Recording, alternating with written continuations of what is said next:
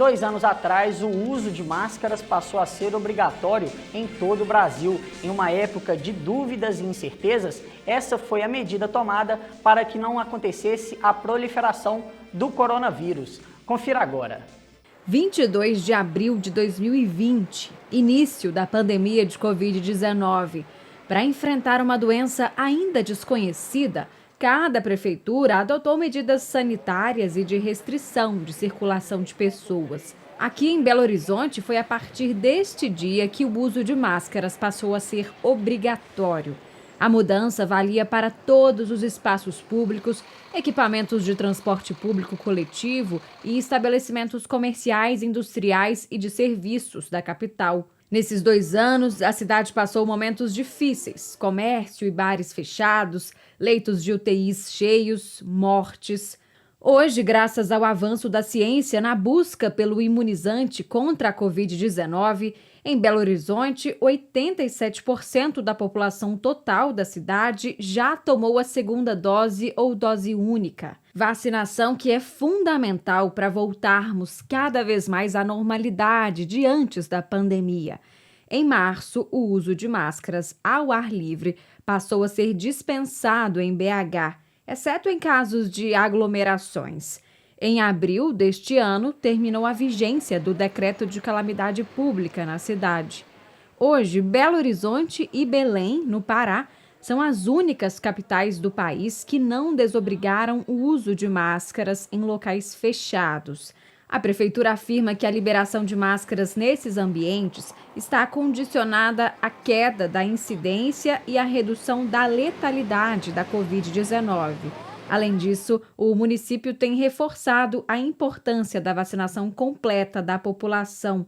No caso da vacinação infantil, por exemplo, hoje apenas 35% das crianças tomaram a segunda dose na capital, muito aquém dos quase 100% da cobertura com a segunda dose da população maior de 12 anos. E agora nós vamos falar sobre a mistura do álcool mais a direção. Autuações aumentaram cerca de 120% entre os anos de 2020 e 2021. E com esses dados atuais, acabam levantando uma discussão. Será que a lei seca é efetiva? E até que ponto ela consegue prevenir acidentes desta natureza? Acidentes que chocam e despertam para a questão da impunidade, como este em que uma modelo de 24 anos morreu após ter sido atropelada quando andava de bicicleta em Vitória, no Espírito Santo. A condutora do carro foi presa, mas pagou fiança e responde o processo em liberdade. Em um vídeo que circula na internet, ela afirmou que tinha consciência da morte da mulher e reclamou dos danos causados no veículo após o atropelamento. Pensa do que aconteceu aqui? Eu tenho e eu quero meu carro para me trabalhar e olha como é que meu carro está. No anel rodoviário em Belo Horizonte, os atropelamentos também preocupam. Aqui, recentemente, um jovem morreu após ter sido atingido por um carro. De acordo com o boletim de ocorrência, o motorista tinha consumido bebida alcoólica. Em Tabuleiro, na zona da Mata Mineira, um idoso que andava de bicicleta foi atropelado e arremessado sobre uma cerca de arame e morreu na hora. O condutor da van, um homem de 51 anos, estava alcoolizado, sem a habilitação necessária da categoria para conduzir. Em todas essas situações, a combinação álcool e direção ainda é a causa mais frequente de acidentes com vítimas. Para tentar diminuir essa triste estatística, existe a campanha Sou pela Vida, Dirijo Sem Bebida. Tem como foco principal a fiscalização e o álcool ao volante é feita de forma integrada pelas polícias e por órgãos do Estado, como a Secretaria de Estado de Justiça e Segurança Pública, como forma de reforçar a lei seca.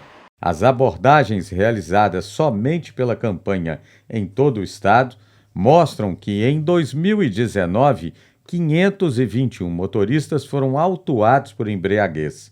128 cometeram crimes de trânsito.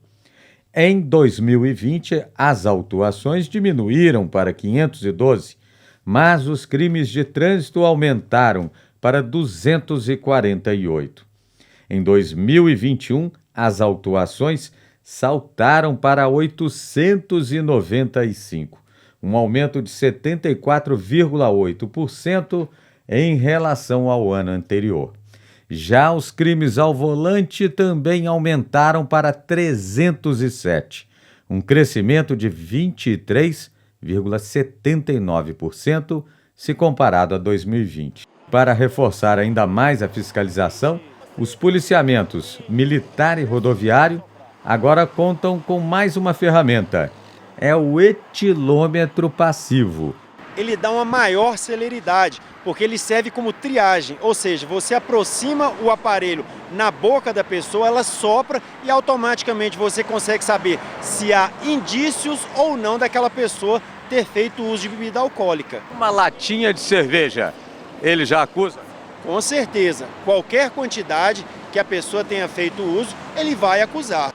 Dirigir alcoolizado é infração gravíssima, com multa prevista de R$ 2.934, valor que dobra em caso de reincidência.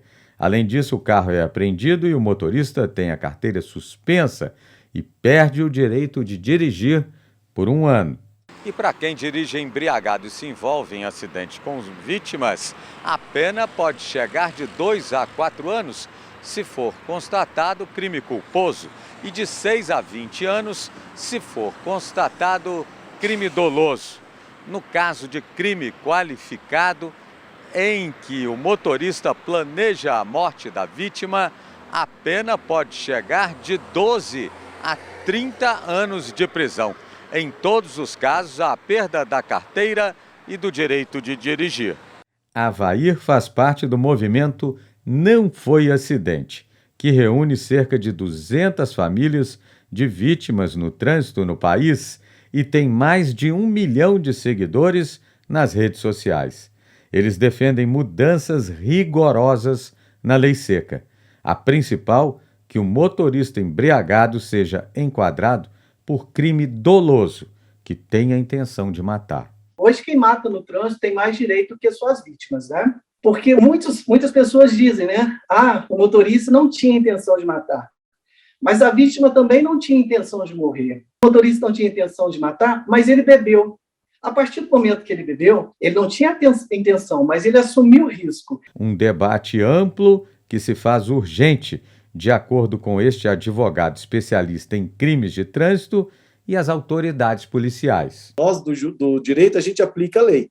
Daí os nossos deputados federais, senadores, têm que avaliar se eles acham justo ou não e mudar, né? A sociedade tem que ser ouvida.